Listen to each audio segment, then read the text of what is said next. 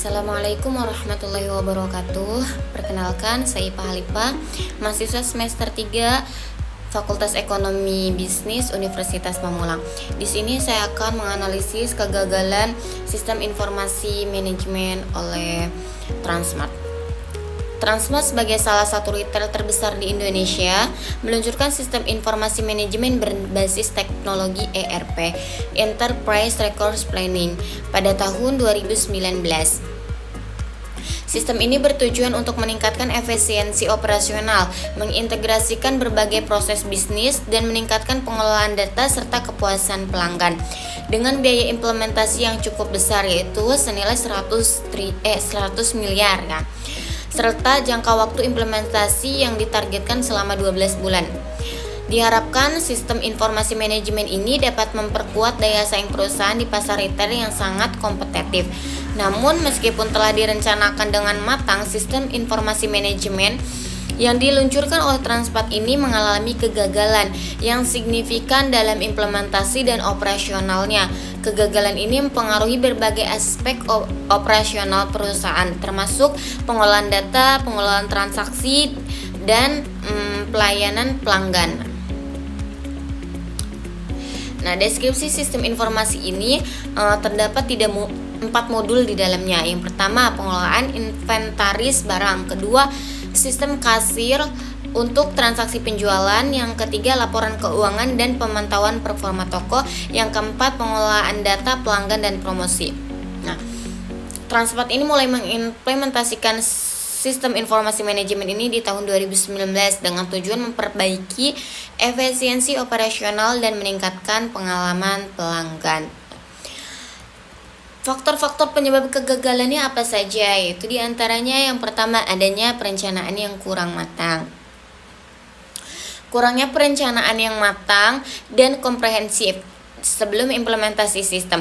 Meskipun biaya dan waktu implementasi telah ditentukan, perencanaan yang tidak memadai dalam hal analisis kebutuhan bisnis, pemetaan proses, dan penyesuaian sistem dengan kondisi nyata di lapangan yang berujung pada kesulitan saat implementasi. Selain itu, kurangnya evaluasi yang cukup terhadap kesiapan infrastruktur internal perusahaan juga menjadi masalah besar dan memaksimalkan potensi sistem ini. Yang kedua yaitu implementasi yang sangat terburu-buru. Nah, karena terburu-buru juga persiapannya kurang matang, itu masih menyambung ya. Banyak tahapan yang terlewat dan tidak dilakukan dengan teliti. Hal ini berimbas pada kualitas sistem yang tidak sesuai dengan kebutuhan operasional Transmart. Keterbatasan waktu juga mempengaruhi pengujian sistem yang kurang mendalam, sehingga banyak teknis yang muncul setelah sistem mulai digunakan secara penuh gitu. Yang ketiga yaitu ketergantungan pada teknologi core tanpa infrastruktur yang memadai gitu. Transmart mengadopsi teknologi cloud sebagai bagian dari solusi ERP mereka, namun tidak mempertimbangkan secara serius kesiapan infrastruktur internal untuk mendukung implementasi tersebut. Ketergantungan pada cloud tanpa adanya cadangan atau sistem backup yang cukup kuat menyebabkan ketidakstabilan sistem, terutama saat terjadi masalah teknis seperti downtime server, gangguan koneksi internet. Faktor yang keempat yaitu kurangnya komunikasi dan kolaborasi. Nah, kurangnya komunikasi yang efektif antara tim pengembang, pengguna akhir, dan manajemen. Tim pengembang dan staf operasional tidak memiliki pemahaman yang sama mengenai tujuannya dan penggunaan sistem yang diimplementasikan. Hal ini menyebabkan ketidaksesuaian antara ekspektasi dan kenyataannya, serta kesalahan dalam penggunaan sistem yang berujung pada gangguan operasional. Nah, faktor yang kelima apa? Kualitas data yang buruk dan tidak konsisten. Kualitas data yang buruk dan tidak konsisten menjadi masalah yang sangat besar dalam sistem ERP ini. Banyak data yang tidak terinput dengan benar, bahkan ada data yang hilang, yang menghambat proses analisis dan pelaporan yang seharusnya menjadi salah satu keunggulan dari sistem ERP. Data yang tidak konsisten ini menyebabkan pengambilan keputusan yang salah dan menurunkan kredibilitas laporan yang dihasilkan oleh sistem. Faktor yang keenam yaitu keterbatasan sumber daya manusianya. Nah, sumber daya manusia yang memiliki keterampilan dan pengalaman dalam pengolahan sistem ERP berbasis cloud juga menjadi hambatan. Selain itu, meskipun biaya implementasi yang cukup besar, anggaran yang terjadi ternyata tidak mencukupi untuk memenuhi semua kebutuhan dalam proses perbaikan dan pemeliharaan sistem setelah implementasi awal. Faktor yang ketujuh yaitu perubahan kebijakan yang tidak terencana dengan baik. Perubahan kebijakan internal perusahaan yang terjadi selama proses implementasi tanpa mempertimbangkan dampaknya terhadap sistem juga menjadi salah satu penyebab kegagalan. Kebijakan yang berubah-ubah menyebabkan ketidakpastian dan kesulitan untuk menyesuaikan sistem yang sedang berjalan dengan kebijakan yang baru. Nah, dari faktor-faktor tersebut terjadilah kegagalan. Nah, dampak kegagalannya tersebut banyak. Yang pertama itu adanya keterlambatan pengolahan data dan laporan. Salah satu dampak langsung dari kegagalan ini yaitu terlambatnya data. Penyusunan laporan yang seharusnya dapat secara real time, keterlambatan ini mempengaruhi pengambilan keputusan manajerial yang berbasis data, serta memperburuk proses audit dan kontrol internal perusahaan. Nah, dampak yang kedua yaitu kesalahan pengolahan transaksi dan keuangan. Kegagalan sistem menyebabkan banyak kesalahan dalam pengolahan transaksi, termasuk transaksi keuangan yang salah hitung dan tidak tercatat dengan benar.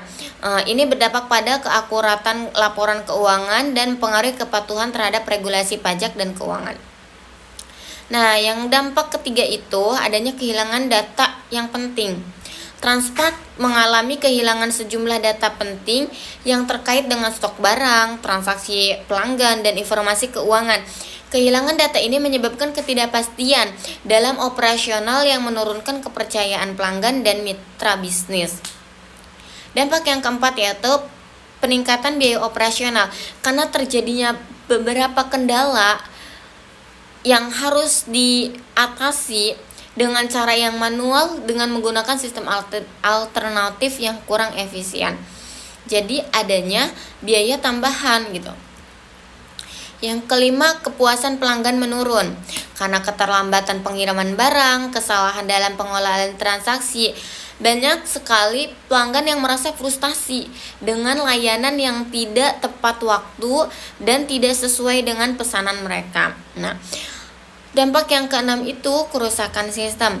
Terjadi kerusakan pada sistem yang berkelanjutan menyebabkan gangguan operasional yang tidak hanya mengganggu jalannya bisnis sehari-hari, tetapi juga merusak reputasi perusahaan di mata pelanggan dan mitra bisnis. Nah, dari dampaknya kita itu harus mengatasi kegagalan ini gitu kan. Sistem informasi manajemen Transmart ini. Nah, langkah yang perlu diperlukan itu apa?